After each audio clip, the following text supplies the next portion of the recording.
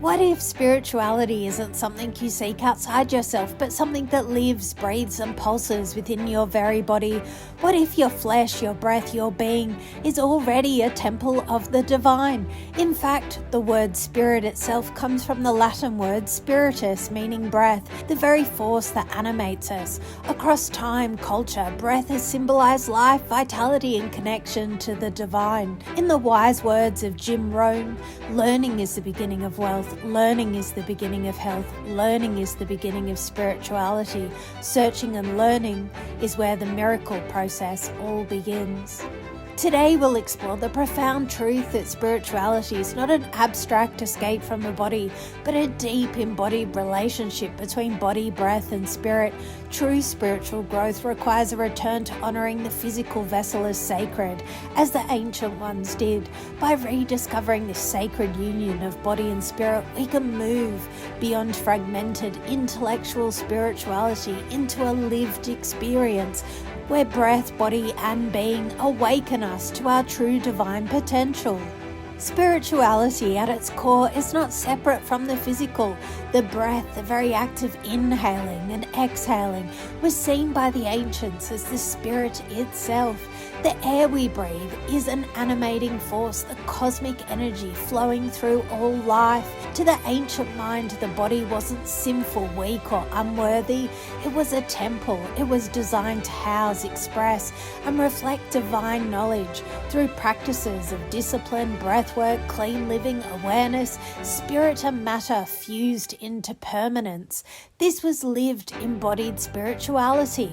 But over time, as civilizations intellectualized spirit and separated it from the flesh, the body was degraded and spirituality became disconnected, abstract, and often hypocritical. Today we reclaim the truth. Spirituality is not about abandoning the body, but by sanctifying it. Pythagoras, known for his intellect, also trained his body, understanding that true wisdom requires harmony between physical and the spiritual.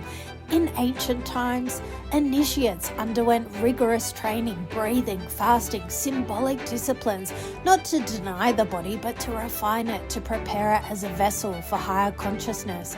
Contrast that with modern culture, where spirituality is often reduced to words and rituals, while the body, our living temple, is neglected, polluted, or seen as inferior. As Don Tolman explores in his book FDR, the air of our atmosphere is teeming with the radiant life force from the cosmos. When light from the sun and distant stars strikes gases in our atmosphere, its radiant energy causes these gases to vibrate intensely. Every living thing breathes this cosmic air of life, trees through their leaves, insects through tiny openings in their bodies, fish by absorbing oxygen from water, and humans mostly through the lungs. As we align ourselves with these energy fields, higher consciousness naturally becomes linked with higher frequencies and greater coherence. We begin to crave pure, living fuel, the rocket fuel of our solar spaceship, our bodies. As awareness evolves into higher vibrational states, our physical form becomes more refined.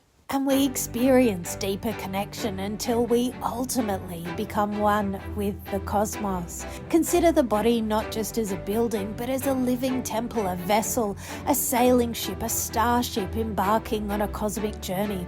This temple work involves restoring and elevating our physical form so it can support solar and cosmic flight.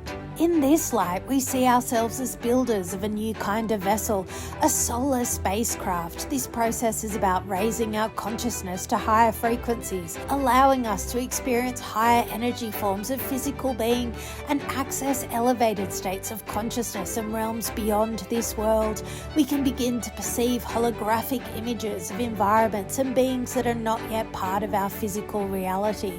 If the mission of imagination is understood clearly, it is to send enough of our mental awareness into these higher dimensions by our own volition and effort to realize that this present world here and now is indeed eternity.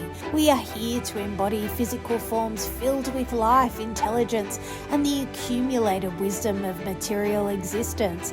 Then what if we can transmute the very fabric of our flesh, the body we now inhabit, into a new garment of enhanced condition? This would allow us to undertake on neorotical journeys, literally using the body as a vehicle, a solar ship, to traverse time and space, visit other worlds, journey to other star systems, and perhaps even explore other galaxies. We can learn from those who came before us, just as they were where we are now. As they are, we become worlds without end. The spiritual adepts of ancient Egypt, Greece and India understood the breath as the key to divine connection.